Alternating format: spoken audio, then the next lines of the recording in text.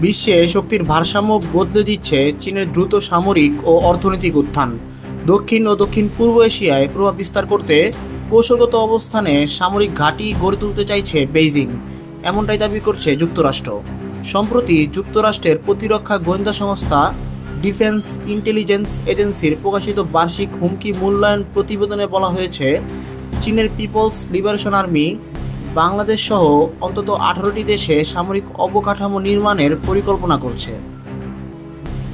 প্রতিবেদন অনুযায়ী বাংলাদেশের পাশাপাশি চীনের ঘাঁটি নির্মাণের সম্ভাব্য দেশগুলো তালিকায় রয়েছে Myanmar, Thailand, Indonesia, Pakistan, Sri Lanka, সংযুক্ত আরব আমিরাত, Cuba, Kenya, Guinea, Tanzania, Angola, Nigeria, Namibia, Mozambique, Gabon, Papua New Guinea, Solomon দ্বীপপুঞ্জ ও তাজিকিস্তান।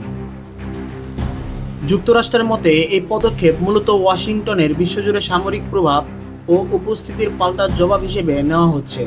প্রতিবেদনে আরও বলা হয়, চীনের দীর্ঘমেয়াদী লক্ষ্য হল পূর্ব এশিয়ায় প্রধান শক্তি হিসেবে প্রতিষ্ঠিত হওয়া এবং যুক্তরাষ্ট্রের সঙ্গে বৈশ্বিক নেতৃত্বে প্রতিদ্বন্দ্বিতা করা, একই সঙ্গে তাইওয়ানকে মূল ভূখণ্ডে অন্তর্ভুক্ত করা এবং 2050 সালের মধ্যে প্রযুক্তিগতভাবে স্বনির্ভরতা অর্জন চীনের কৌশলগত লক্ষ্যগুলোর অংশ। চীন সামরিক শক্তি বৃদ্ধির পাশাপাশি কূটনৈতিক, অর্থনৈতিক ও তথ্যগত প্রতিযোগিতার পথও বেছে নিয়েছে বলে দাবি করা হয়েছে প্রতিবেদনে। বিশেষজ্ঞদের মতে, যুক্তরাষ্ট্রের এই রিপোর্ট দক্ষিণ ও দক্ষিণ পূর্ব এশিয়ায় নতুন ভূ-রাজনৈতিক উত্তেজনার ইঙ্গিত দিচ্ছে।